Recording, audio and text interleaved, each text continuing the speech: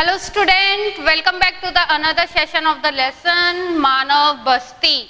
हमने previous session में किया था कि बस्तियां क्या होती है, बस्तियां कहाँ पे होती है, नगरीय बस्तियां कौन सी है और ग्रामीण बस्ती कौन सी है और ग्रामीण बस्तियों को प्रभावित करने वाले कौन कौन से कारक है। आज हम ग्रामीण बस्तियों में ही आगे करेंगे, ग्रामीण बस्तियों के प्रतिरूप।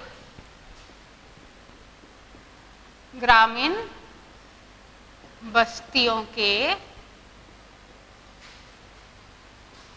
प्रतिरूप।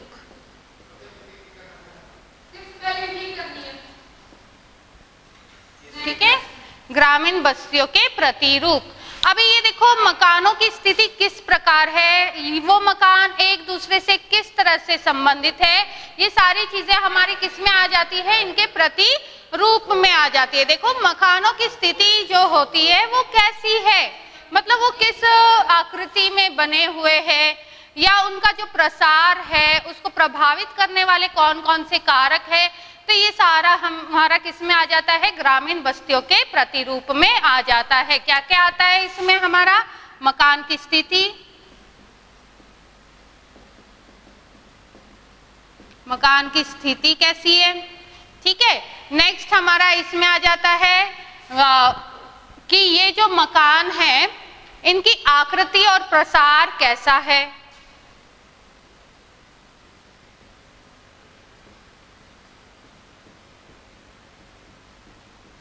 ठीक है, तो जो मकान की स्थिति है ये एक दूसरे के साथ कैसे संबंधित है या इनकी आकृति और प्रसार है। देखो आकृति और प्रसार को जो प्रभावित करने वाले कारक कौन कौन से होंगे, इनको प्रभावित करने वाले जो कारक है वो कौन कौन से हैं, जहां पे ये मकान बने हुए हैं उस जगह की स्थलाकृति।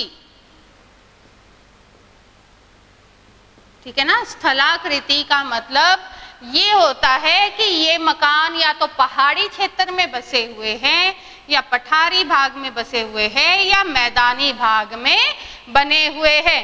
देख लो मकानों की जो आकृति होती है, अगर हम देखते हैं माउंटेनियस रीजन है, पर्वतीय क्षेत्र है, तो वह मकान की जो छत होती है ना ऐसे होती है। ठीक है ना, स्लोपिंग में होती है, क्योंकि पर्वतीय क्षेत्र में बर्फ गिरती है जिसके कारण ये जो स्लाइडिंग इनकी जो छतें होती है वहां से बर्फ क्या हो जाती है, फिसल जाती है। अगर हम मैदानी भाग की देखें या फिर हम अगर हमारे राजस्थान की अगर हम बात करते हैं या तटीय क्षेत्र की बात करते हैं तो राजस्थान में मोस्टली छतें ऐसी होती है जो बिल्कुल समतल होती है, क्योंकि वहां पे क्या होता है, रेन वाटर हार्वेस्टिंग सिस्टम का किया जाता है ना, तो पानी के जल को इकट्ठा, वर्षा के जल को इकट्ठा करने के लिए इस टाइप की छतें वहां पे बनाई जाती है। ऊंची ऊंची दीवारें होती है और मोटी मोटी दीवारें होती है। तो देखो वहां की जो स्थलाकृति है ये भी क्या करती है, उसको प्रभावित करती है कि वहां का जो आकृति है वो कैसी है। ठीक है ना, स्थलाकृति कैसी है, वहां का वातावरण कैसा है और वहां की जलवायु कैसी है। तो ये सारी चीजें किसमें आ जाती है, हमारे ग्रामीण बस्तियों के प्रतिरूप में आ जाती है। इसी में हमारा ग्रामीण बस्तियों के प्रतिरूप में ही आता है कि इनके आधार पर हम जो बस्तियां है उसका वर्गीकरण कैसे करते हैं। ठीक है, वर्गीकरण मतलब हम इन बस्तियों को कैसे क्लासिफाई करेंगे, ग्रामीण बस्तियों को हम कैसे क्लासिफाई करते हैं। देखो ग्रामीण बस्तियों को अलग अलग आधार पर क्लासिफाई किया जाता है। सबसे पहले अगर हम देखें तो देखो ग्रामीण बस्तियां या तो रेखीय आधार पर होती है, आयताकार होती है, वृत्ताकार हो सकती है। ठीक है ना, टी प्रारूप की भी हो सकती है, वाई प्रारूप की हो सकती है या क्रॉस इस टाइप की भी हो सकती है। ठीक है ना, तारे के आकार की भी हो सकती है।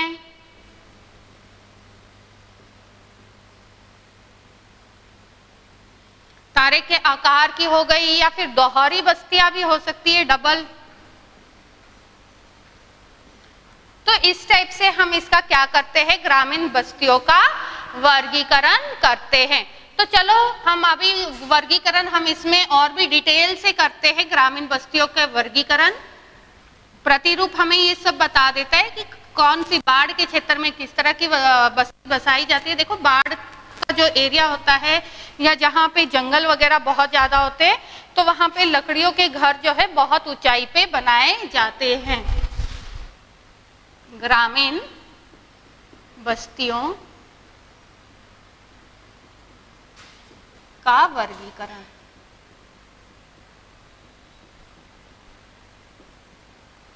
ठीक है, तो ग्रामीण बस्तियों का वर्गीकरण अभी हम करेंगे। सबसे पहले अगर हम देखते हैं तो हमारा आ जाता है विन्यास के आधार पर।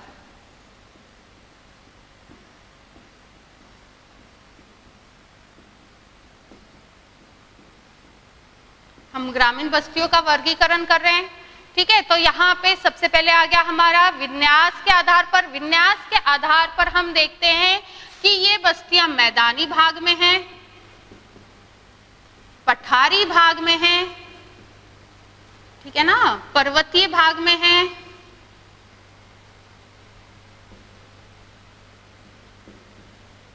और तटीय क्षेत्र में हैं या मरुस्थल एरिया में हैं। ठीक है, तो हम ये किसके आधार पर देखते हैं? विन्यास के आधार पर देखते हैं कि ये बस्तियां जो है वो कौन कौन से एरिया में हैं। यहाँ पे वन बस्तियां भी आ जाती है। देखो कुछ लोग क्या करते हैं, वनों में भी अपनी बस्तियां, फॉरेस्ट है, फॉरेस्ट में भी रहते हैं कुछ लोग। तो ये हमारे हो गए विन्यास के आधार पर। सेकंड अगर हम देखें तो वो हमारी आ जाती है कार्य के आधार पर। मतलब वहां पे उन बस्तियों में रहने वाले जो लोग हैं उनका मुख्य व्यवसाय क्या है, वो कौन सा कार्य है जो वो बड़े बड़े पैमाने पर करते हैं। तो कार्य के आधार पर अगर हम देखें तो बस्तियां हो गई हमारी कृषि बस्तियां। कृषि बस्तियां वो बस्तियां होती हैं जहां पे लोग ज्यादातर कौन सा कार्य करते हैं? कृषि कार्य करते हैं। फिर हमारे हो जाते हैं फिशिंग विलेज, मछुआरे, ठीक है ना, मछुआरों की बस्तियां जिसे हम क्या कहते हैं? फिशिंग विलेज कहते हैं, क्योंकि यहाँ पे लोगों का मुख्य व्यवसाय क्या होता है? मछली पकड़ना होता है। ठीक है, हमारे इसमें आ जाते हैं नेक्स्ट अगर हम देखें तो लकड़हारे। लकड़हारे मतलब यहाँ पे लोगों का मुख्य व्यवसाय क्या होता है? लकड़ी काटना होता है, लकड़ियों को कलेक्ट करना होता है। फिर है पशु जो चरण है वो बस्तियां, मतलब जहाँ पे लोग क्या करते हैं? पशु पालते हैं, पशुपालक ग्राम। तो इस टाइप के हमारे क्या हो गए? कार्य के आधार पर बस्तियां हो गई। देखो विन्यास के आधार पर हो गई कौन कौन से एरिया में है, कार्य के आधार पर हो गई। नेक्स्ट हमारा आ जाता है आकृति के आधार पर। अभी आकृति के आधार पर हम ये देखेंगे कि बस्तियों की आकृति कैसी है, किस आकार में वो बनी हुई है। आकृति के आधार पर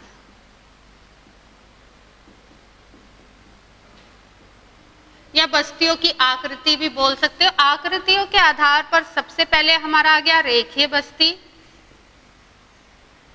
रेखीय बस्तियां कैसी होती है? ऐसे एक रेखा पे जो बस्ती बसी हुई है तो हम उसे क्या कहेंगे? रेखीय बस्ती कहेंगे। तो रेखीय बस्ती वो होती है कि जहाँ पे मकान जो होते हैं, देखो ये मकान जैसे यहाँ पे बने हुए हैं तो ये एक रेखा में बने हुए होते हैं। क्लियर? यहाँ पे जो मकान होते हैं वो किसी एक रेखा में बने हुए होते हैं। अभी ये रेखीय बस्ती है, ये मोस्टली किसके आसपास होती है? या तो ये सड़क के आसपास होती है या फिर कोई रेलवे लाइन होती है, ठीक है ना, रेलवे लाइन के आसपास हो गई। या फिर ये जो बस्तियां है नदियां, या फिर यहाँ पे ये कोई नदी है, ठीक है ना, या नहर है। तो इस तरह से जो बस्तियां बसी हुई होती है जो एक रेखीय आधार पर होती है, एक रेखा के आकार की होती है, तो हम उसे क्या कहेंगे? रेखीय बस्तियां कहेंगे। तो नेक्स्ट हमारा आ जाती है आयताकार बस्तियां। देखो नाम से ही पता चल रहा है कि बस्तियों का आकार कैसा है? आयताकार है। मतलब ये जो है ये बस्तियां जो होती है ये या तो समतल का मतलब हो गया मैदानी भाग में, या फिर ये बस्तियां जो होती है वो चौड़ी जो अंतरा पहाड़ी होती है, ठीक है ना, जो चौड़ी अंतरा पहाड़ी होती है, पहाड़ी या पर्वत बोल दो, तो वहां पे इस टाइप की बस्तियां जो है वो बसाई जाती है। तो ये जो बस्तियां होती है इनका आकार कैसा होता है, आयताकार होता है। मतलब ये बस्तियां क्या होती है, इनकी जो गलियां होती है वो एक दूसरे को समकोण पर काटती है। समकोण का मतलब क्या होता है, जो 90 डिग्री का कोण बना रही है। देखो ये जो गली है समझ लो, ये गली है, ठीक है, ये भी गली है, तो इस तरह से ये जो गलियां है ये इस तरह से, मतलब यहाँ पे क्या है, बस्ती बसी हुई है, यहाँ पे भी घर है, यहाँ पे भी घर है, यहाँ पे भी घर है, यहाँ घर है, यहाँ घर है, और इनका जो है ये समतल पर एक दूसरे को क्या करती है, काटती है, ठीक है ना। समतल का क्या, इसका मतलब क्या होता है कि आयताकार जो बस्ती है ये एक दूसरे को समतल मतलब 90 डिग्री के कोण पर क्या करती है, एक दूसरे को काटती है, तो हम इसे क्या कहेंगे, आयताकार बस्तियां कहेंगे। ये गली जो है वो एक ग्रिड पैटर्न की होती है। ग्रिड का मतलब होता है जाल, देखो इस टाइप की गलियां होती है, ठीक है ना। तो ये यहाँ पे जो बस्ती है उन्हें हम क्या कहेंगे, ये आयताकार बस्तियां हैं। क्लियर। अभी आयताकार जो बस्ती है समकोण पर ये काटती है एक दूसरे को। अभी नेक्स्ट यहाँ पे हमारा आ जाता है वृत्ताकार बस्ती।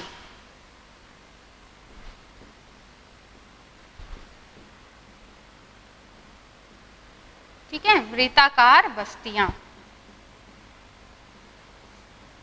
वृत्ताकार कैसा होता है, ये वाला आकार, ठीक है।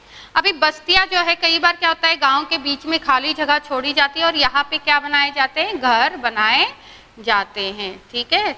तो हम इसे क्या कहेंगे, वृत्ताकार की बस्तियां कहेंगे। या फिर ये बस्तियां क्या होती है कि ये किसी तालाब है, झील है, उसके किनारे पर बसी होती है। या फिर आपने देखा होगा कि हमारा जो डेजर्ट एरिया होता है उसमें ओएसिस होते, पानी के छोटे छोटे तालाब होते, तो उसके बाहर जो बस्तियां बसाई गई है हम उसे क्या कहेंगे, वृत्ताकार बस्तियां कहेंगे। इसके बाद हमारा जो आ जाता है वो है तारे की आकार की बस्तियां। तारे के आकार की बस्ती, ठीक है ना। अभी तारों का आकार कैसा हो गया, मतलब ये गली है, ठीक है ना, ये गली यहाँ पे जुड़ रही है, ठीक है, ये गली यहाँ पे जुड़ रही है, एक रास्ता यहाँ पे जुड़ रहा है, एक रास्ता यहाँ पे जुड़ रहा है। तो इनके आसपास जो बस्तियां बसी हुई है, ये बस्ती है, ठीक है ना। ये तो सड़कें हैं, जब सड़कें कोई एक जगह पर आपस में काटती है और उसके आसपास जो बस्तियां बसी हुई है हम उसे क्या कहेंगे, तारों के आकार की बस्तियां कहेंगे, ठीक है। ये मतलब क्या होता है, ये जो मार्ग होते हैं आकर एक जगह पर मिल जाते हैं, मतलब एक शहर है वहां से बहुत सारे अलग अलग शहरों को या गांवों को जब मार्ग जोड़ता है तो हम उसे क्या कहेंगे, तारों के आकार की बस्तियां कहेंगे। इसके बाद जो है हमारा आ जाता है टी आकार की बस्तियां। टी का आकार कैसा होता है, टी जो है वो इंग्लिश वर्ड है ना, टी को हम कैसे लिखते हैं, तो उसी तरह की जो बस्तियां हो गई, टी के आकार की बस्तियां। क्लियर। मतलब इन बस्तियों में क्या होता है, जो सड़कें होती है, एक सड़क ऐसे जा रही है और एक सड़क ऐसे जा रही है, तो इनके पास में जो बस्तियां बसी हुई है हम उसे क्या कहेंगे कि ये बस्तियां कैसे आकार की है, टी आकार की बस्तियां है। एक वाई आकार की बस्ती भी होती है, ठीक है ना, मतलब दो सड़कें हैं वहां पे बस्तियां बनी हुई है और वो एक मुख्य सड़क में जुड़ जाती है, तो हम उसे कहेंगे वाई आकार की बस्तियां। एक होती है क्रॉस आकार की बस्तियां, ठीक है ना, इस तरह से क्रॉस होते, चार रास्ते निकल आए, ठीक है, यहाँ पे बस्ती है, यहाँ पे बस्ती है और यहाँ पे बस्ती है, तो हम इसे क्या कहेंगे, क्रॉस आकार की बस्तियां कहेंगे। तो ये सारा हमारा किस में आ जाता है, टी आकार की बस्तियों में आ जाता है। देखो ये आकृति के आधार पर क्या है, यहाँ पे बस्तियों को बताया जा रहा है। इसके बाद जो है टी आकार के बाद हमारी जो बस्तियां हैं वो कौन सी आ जाती है, दोहरे ग्राम।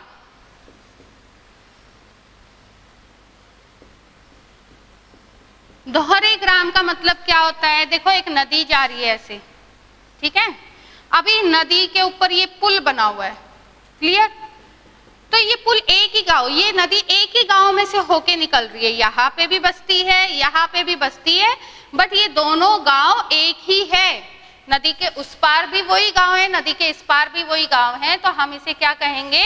दोहरे ग्राम की बस्तियां इसे हम कहेंगे।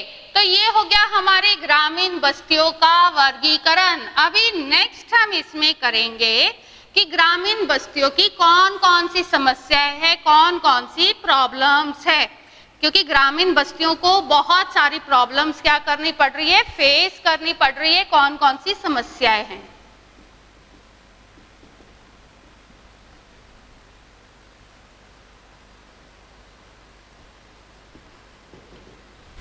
क्लियर? कौन कौन सी समस्या है? देखो ग्रामीण बस्तियों की सबसे ज्यादा समस्या कहां पे होती है? जो देश विकासशील होते हैं, ठीक है ना, जो देश क्या होते हैं? विकासशील जो देश होते हैं, विकासशील वहां पे मतलब जो डेवलपिंग कंट्री है, जो अपने आप को अपना विकास कर रहे हैं, तो उस टाइप के एरिया में कौन सी बस्ती मिलेगी हमें? समस्याएं मिलेंगी ज्यादातर ग्रामीण बस्तियों की, क्योंकि इस टाइप के एरिया में क्या होती है? बहुत अधिक चुनौतियां फेस करनी पड़ती है लोगों को।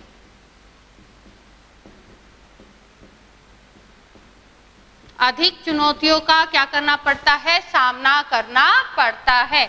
अभी सामना कौन कर रहा है? जो नियोजक होते हैं, क्योंकि बस्तियां बसाने वाले को हम क्या कहेंगे? जो नियोजक होते हैं।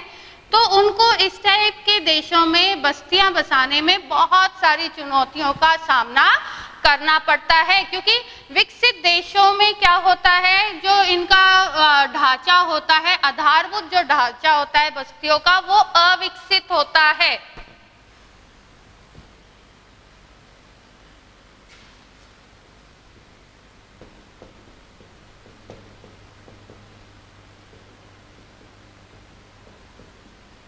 आधारभूत जो ढांचा है वो क्या होता है? अविकसित होता है, जिसके कारण इन बस्तियों को बहुत सारी प्रॉब्लम्स फेस करनी पड़ती है। सबसे पहली प्रॉब्लम तो हमारी ये हो गई। दूसरी प्रॉब्लम क्या है? कि जलपूर्ति की कमी होना, मतलब जलापूर्ति की कमी।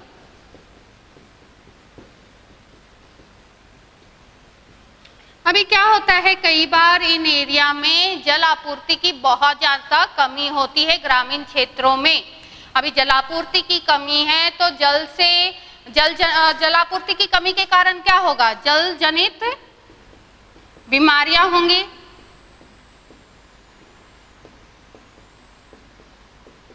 ठीक है ना। जल आपूर्ति की कमी के कारण होती है जल जनित बीमारियां, मतलब इस टाइप की प्रॉब्लम्स भी हमें ग्रामीण क्षेत्रों में मिलती है। तो सबसे पहले हम करेंगे जलापूर्ति की कमी। देखो जलापूर्ति की कमी जो है वो बहुत ज्यादा पाई जाती है। अगर हम दक्षिण एशिया की बात करते हैं तो हमारे यहाँ पे जो पर्वत एरिया है वहां पे जलापूर्ति की कमी मिलेगी, या जो शुष्क एरिया है मतलब बिल्कुल सूखा है, या जो डेजर्ट एरिया है वहां पे उन क्षेत्रों में, उन ग्रामों में, ग्रामीण बस्तियों में जलापूर्ति की बहुत ज्यादा कमी है, जिसके कारण लोग जो है बहुत लंबी दूरी तक पैदल यात्रा करके पीने योग्य जल लेकर आते हैं। मतलब इस एरिया में दूषित जल भी बहुत ज्यादा है। अभी ये सब आने के कारण जो है जल जनित बीमारियां भी पैदा हो जाती है।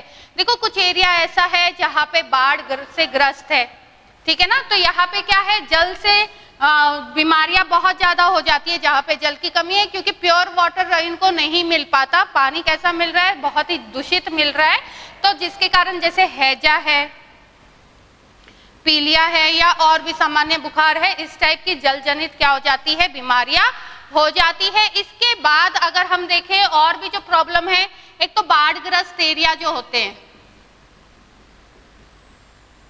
बाढ़ग्रस्त जो क्षेत्र होते हैं, एरिया होते हैं, वहां पे बाढ़ आने के कारण क्या हो जाता है? बहुत ज्यादा अगर वहां पे बाढ़ आ जाती है, या फिर बहुत ज्यादा सूखाग्रस्त जो क्षेत्र है, देखो बाढ़ आने से भी उस एरिया का जो ग्रामीण है वो बहुत ज्यादा नुकसान हो जाता है।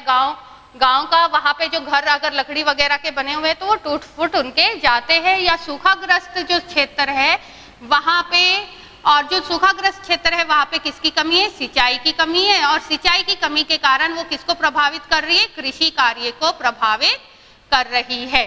तो इस तरह से मतलब गांव की बहुत सारी ऐसी समस्याएं गांव में रहने वाले लोगों को फेस करनी पड़ती है। अभी गांव में और भी एक समस्या है, देखो जैसे शौच घर है या कूड़ा कचरा का निवारण वो नहीं कर पाते, है ना। शौच घर जो होते हैं उनकी कमी है, कूड़ा कचरा का निवारण वो नहीं कर पाते, जिससे बहुत सारी बीमारियां फैल जाती है और इस तरह से ग्रामीण क्षेत्र जो है वो पिछड़ापन रह जाता है। अगर हम बात करें कि जो वहां पे गृह निर्माण सामग्री होती है, देखो हर जगह की गृह निर्माण सामग्री अलग अलग है। पर्वतीय क्षेत्र में लगभग लकड़ी के घर बनाए जाते हैं क्योंकि वहां पे भूस्खलन है या फिर अत्यधिक वर्षा है, इसके कारण क्या होता है? बहुत ज्यादा नुकसान हो जाता है घरों को।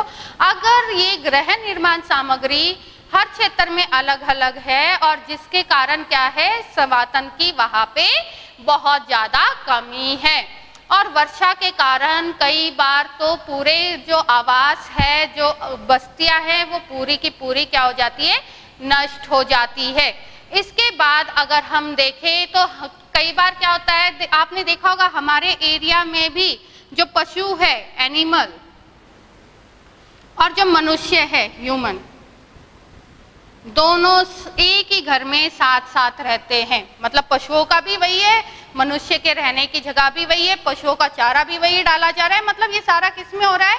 एक ही घर के दायरे में हो रहा है। तो इसके कारण भी बहुत सारी क्या आ जाती है? प्रॉब्लम्स जो है ग्रामीण बस्तियों को फेस करनी पड़ती है, बीमारी भी इससे बढ़ सकती है। ठीक है, और एक तो है हमारी जो हेल्थ सिस्टम है गांव का, हेल्थ और जो हमारा एजुकेशन सिस्टम है, लेवल है, वो भी बहुत ज्यादा कम है। तो ग्रामीण बस्तियों की ये मेन क्या है? समस्याएं है, और इन समस्याओं को सुधारने में हमें क्या करना चाहिए? अपना योगदान देना चाहिए। Thank you and have a nice day. आज का टॉपिक हमारा यहीं पे खत्म हो रहा है, नेक्स्ट टॉपिक हम नेक्स्ट डे करेंगे।